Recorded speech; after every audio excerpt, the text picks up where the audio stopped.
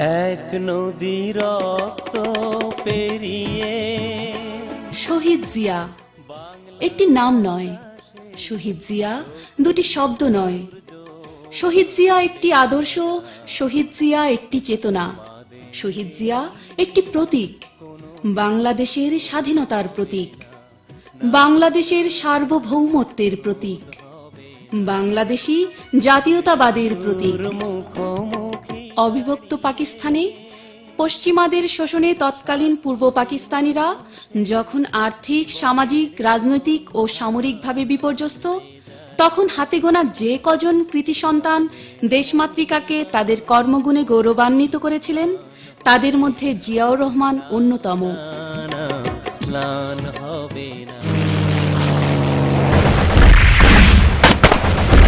1965 সালের পাকিস্তান ভারত যুদ্ধে অসম বীরত্বের জন্য সর্বোচ্চ রাষ্ট্রীয় খেতাব অর্জন করে তরুণ জিয়া হয়ে ওঠেন মেজর জিয়া, হয়ে ওঠেন তৎকালীন পাকিস্তান সেনাবাহিনীতে বাঙালি অফিসারদের উৎকর্ষ, অনুপ্রেরণা ও সফলতার প্রতীক।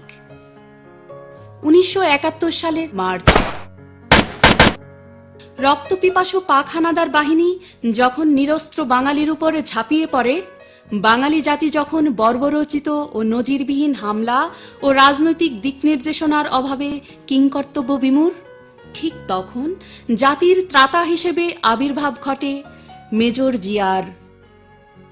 এ এমন এক সময় যখন ঢাকার অদূরদর্শী রাজনৈতিক নেতৃত্ব পশ্চিম পাকিস্তানি সৈন্যদের ব্যাপক ও অস্বাভাবিক সমাবেশ দেখেও এর নেপথ্যের ভয়াবহতা অনুধাবন না করে সর্বাত্মক সংগ্রামের আহ্বান করে, অথচ জনতাকে সেই সংগ্রামের কোনো কর্মকৌশল ও দিক নির্দেশনা দেয়নি।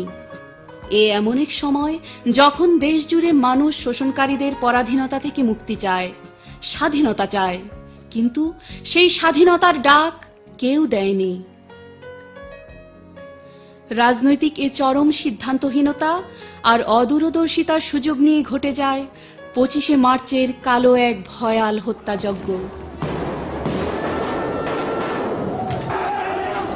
অথচ সেই রাজনৈতিক নেতৃত্ব থেকে যায় সম্পূর্ণ অক্ষত, কিন্তু ক্ষতবিক্ষত করা হয় সাধারণ মানুষকে, শহরে শহরে, পথে পথে, ঘরে ঘরে। রাজারবাগের পুলিশ লাইন থেকে পিলখানার ইপিআর, ঘুমন্ত নাগরিক থেকে শান্ত পথচারী, সৌম্য ছাত্র থেকে বুদ্ধিদীপ্ত শিক্ষক, কেউ বাদ যায় না সেই হত্যাযজ্ঞ থেকে। একদিকে সংক্ষুব্ধ স্বাধীনচেতা মানুষের মুক্তির কামনা, অন্যদিকে রাজনৈতিক নেতৃত্বের বিভ্রান্তিকর সিদ্ধান্তহীনতা, আর 25শে মার্চের সেই রক্তাক্ত কালো রাত্রি। এ সন্ধিক্ষণেই 26শে মার্চ চট্টগ্রামের কালুরঘাট বেতার কেন্দ্র থেকে ভেসে আসে একটি শান্ত ও দৃঢ় কণ্ঠ। ওই কণ্ঠের একটি ডাক যেন ম্রিয়মাণ হয়ে পড়া জাতিকে উদ্দীপ্ত, উজ্জীবিত ও আশান্বিত করে তোলে। বাংলাদেশের স্বাধীনতার সেই ঘোষণা দিয়ে জিয়াউর রহমান প্রথম বিদ্রোহী বাঙালি অফিসার হিসেবে অস্ত্র তুলে নিয়ে পশ্চিমা অফিসারদের বিরুদ্ধে প্রতিরোধ করেন। বজ্রকণ্ঠে ঘোষণা দেন মা, মাটি ও মানুষের স্বাধীনতার, দেশের স্বাধীনতার। I, Major Ziaur Rahman, do hereby declare independence of Bangladesh. Ziaur রহমানের এই স্বাধীনতার ঘোষণার মধ্য দিয়ে দেশে বিদেশে সর্বতোভাবে ছড়িয়ে পড়ে লড়াইয়ের কথা, যে লড়াই আবশ্যক ছিল পরাধীনতা থেকে মুক্তির জন্য, যে লড়াইয়ের আহ্বান শুনতে উন্মুখ হয়েছিল এদেশের প্রতিটি মুক্তিকামী মানুষ। কোনো রাজনৈতিক নেতৃত্ব না নিয়ে, পশ্চিমাদের সাথে আলোচনার কেন্দ্রবিন্দু না হয়ে, রাষ্ট্রযন্ত্র ও প্রশাসনের সঙ্গে আপোষ না করে, কিংবা গণমাধ্যম দ্বারা পরিবেষ্টিত না থেকেও অসীম সাহসিকতার মাধ্যমে কেবলমাত্র একটি রেডিও স্টেশনের সহায়তা নিয়ে অকুণ্ঠ চিত্তে দেশের স্বাধীনতার ঘোষণা দেন মেজর জিয়া।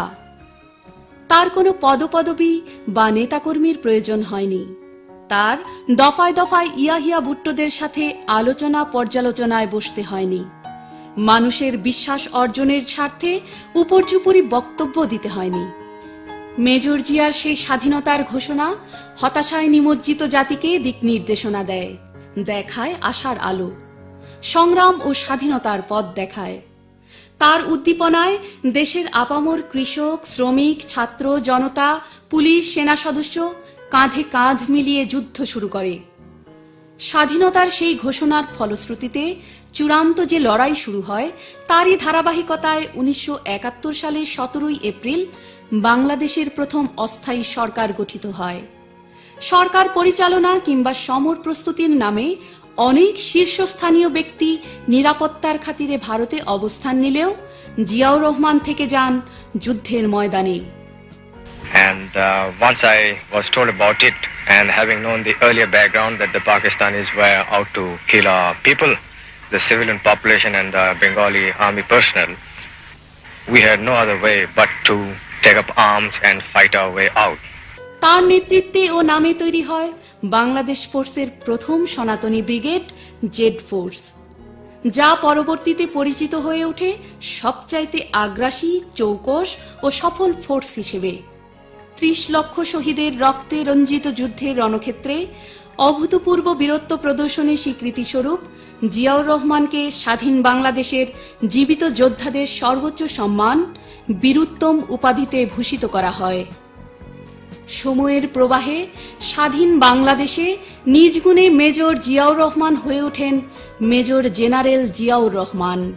সৈনিকদের গণদাবিতে, জনতার সাগ্রহে তিনি হন দেশের সফলতম সেনাপ্রধান। ফিরিয়ে আনেন সেনাবাহিনীর শৃঙ্খলা ও ঐক্য। রক্তক্ষয়ী মুক্তিযুদ্ধে নজিরবিহীন ত্যাগ তিতিক্ষার পরেও গণতন্ত্র, উন্নয়ন, ভিন্ন মত ও পথের পরিবর্তে কায়েম করা হয় একদলীয় শাসন ব্যবস্থা, বাকশাল। জিয়ার হাত ধরেই সূচনা হয় বহুদলীয় গণতন্ত্র এবং প্রতিষ্ঠিত হয় বাংলাদেশ জাতীয়তাবাদী দল, বিএনপি।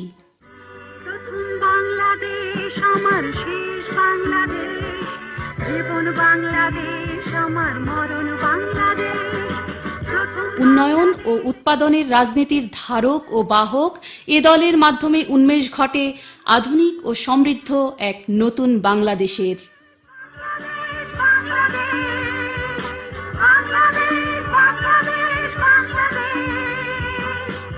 সুষ্ঠু, নিরপেক্ষ ও গ্রহণযোগ্য নির্বাচনের মাধ্যমে রাষ্ট্র ক্ষমতায় আসীন হয় বিএনপি। সাবেক সেনাপ্রধান জিয়াউর রহমান হয়ে ওঠেন রাষ্ট্রনায়ক জিয়াউর রহমান। কক্ষচ্যুত বাংলাদেশের রাষ্ট্রপতি পদে অধিষ্ঠিত হন তিনি, যার উপর নির্ভর করে সম্ভাবনাময় একটি দেশের সংকট থেকে উত্তরণের ভবিষ্যৎ। জনমনে প্রবল আশার সঞ্চার করা স্বাধীনতার ঘোষক জিয়া দেশকে এক বিন্দু হতাশ করেননি, বরং স্থাপন করেন রাষ্ট্র পরিচালনার নতুন মানদণ্ড। বাঙালি জাতীয়তাবাদকে পরিবর্ধন করে প্রতিষ্ঠা করেন বাংলাদেশী জাতীয়তাবাদের। নিশ্চিত করেন সব ধর্ম, বর্ণ, পেশা ও মত এবং মানুষের সাম্য, স্বাতন্ত্র্য, সম্মান ও সম অধিকার। যুগের চাইতে অগ্রসর কালজয়ী 19 দফা প্রদানের মাধ্যমে তিনি নতুন করে আঁকেন একটি উন্নত, স্বয়ংসম্পূর্ণ ও প্রগতিশীল বাংলাদেশের চিত্র। জনসাধারণের মৌলিক অধিকার নিশ্চিত করার পাশাপাশি দেশব্যাপী সৃষ্টি করেন অর্থনৈতিক গণজোয়ার। সুনির্দিষ্ট লক্ষ্য সামনে রেখে জোর দেন তৃণমূল, নারী ও যুব সমাজের আর্থ-সামাজিক ও রাজনৈতিক ক্ষমতায়নে। অদক্ষ জনগোষ্ঠীকে রূপান্তর করেন কাঙ্ক্ষিত মানব সম্পদে। নিশ্চিত করেন সম্ভাবনাময় বাংলাদেশের সমৃদ্ধি। জিয়া ছুটে যান দেশের এক প্রান্ত থেকে আরেক প্রান্তে। কখনো জাল হাতে নদীতে নেমে পড়েন, কখনো মাঠে ফসলের আবাদ করেন, কখনো খাল খননে হাতে কোদাল তুলে দেন, আবার কখনো বা কোমলমতি শিশুদের সাথে বই হাতে বসে পড়েন। যেখানে দারিদ্র্য, তৃষ্ণা, ক্ষুধা, অশিক্ষা, রোগ, শোক, সেখানেই জিয়া। যেখানে তৃণমূল অবহেলিত ও সুবিধাবঞ্চিত, সেখানেই জিয়া। যেখানে শোষণ, নির্যাতন ও অপশাসন, সেখানেই জিয়া। বাংলাদেশের মানুষ যেন নতুন করে তাদের জীবনের অর্থ খুঁজে পান। তারা যেন নতুন করে দেখতে শিখেন রাজনীতিকে, রাজনৈতিক দলকে, রাজনীতিবিদকে। বাংলাদেশ আমার শেষ বাংলাদেশ, জীবন বাংলাদেশ আমার মরণ বাংলাদেশ। তলাবিহীন ঝুড়ি থেকে অচিরেই বাংলাদেশ পরিণত হয় উন্নয়নশীল দেশগুলোর উন্নয়নের রোল মডেলে। বিশ্বের দিকে দিকে সাড়া পড়ে যায় রাষ্ট্রপতি জিয়ার রূপরেখা, কর্মকৌশল ও ভাবনা পরিকল্পনার। জিয়ার বাংলাদেশের উন্নয়ন অগ্রযাত্রার গতিপ্রবাহ আলোড়ন আলোচনার সৃষ্টি করে।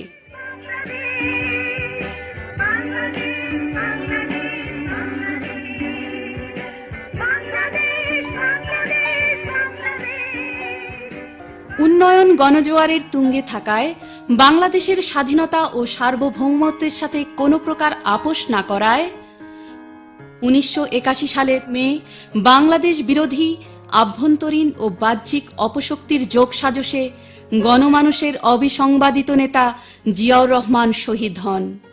শহীদ জিয়াকে নির্মমভাবে হত্যার মাধ্যমে কেবল একজন ব্যক্তি বা রাষ্ট্রনায়ককে নয়, বরং সমগ্র বাংলাদেশ এবং বাংলাদেশী জাতিকে ধ্বংস করার চেষ্টা করা হয়। অগণিত অশ্রুসিক্ত মানুষের অংশগ্রহণে তার জানাজা হয়ে ওঠে বাংলাদেশের ইতিহাসের সর্ববৃহৎ জানাজা। মাত্র 4 বছরের রাষ্ট্র পরিচালনায় শহীদ রাষ্ট্রপতি জিয়াউর রহমান যেন বাংলাদেশকে এগিয়ে নিয়ে যান 4 দশক। তার দেখানো পথে হেঁটেই আজ আমরা একটি স্বাধীন দেশের নাগরিক। তার তৈরি করা কাঠামোতেই আজ আমরা একটি গণতান্ত্রিক দেশের নাগরিক। তার দেওয়ার উপকল্পেই আজ আমরা বিশ্বায়ন ও আন্তর্জাতিক অর্থনীতির অবিচ্ছেদ্য অংশ। তার নেওয়া নীতিমালাতেই আজ আমরা আর্থসামাজিক উন্নয়ন ও অগ্রগতির নিরবিচ্ছিন্ন দিশারি। আজ শহীদ জিয়া আমাদের মাঝে নেই, কিন্তু আমাদের মাঝে রয়েছে তার আদর্শ ও চেতনা, আর রয়েছে তার আত্মা ও আত্মত্যাগের প্রতি আমাদের কিছু দায়বদ্ধতা। দেশের স্বাধীনতা অটুট রাখার দায়বদ্ধতা, দেশের সার্বভৌমত্ব অটুট রাখার দায়বদ্ধতা, দেশের জাতীয়তাবাদ অটুট রাখার দায়বদ্ধতা। যে স্বাধীনতার মাসে স্বাধীনতার ঘোষকের কণ্ঠে স্বাধীন বাংলাদেশের ভিত্তি রচিত হয়েছিল, সেই স্বাধীনতার মাসে শহীদ রাষ্ট্রপতি জিয়াউর রহমান স্মরণে দেশের স্বার্থে, দেশের মানুষের স্বার্থে, নিজেদের অস্তিত্বের স্বার্থে আমরা কি পারব না আর একটি বারের জন্য হলেও আমাদের মাঝে স্বাধীনতার সেই চেতনা ও আদর্শকে ফিরিয়ে আনতে?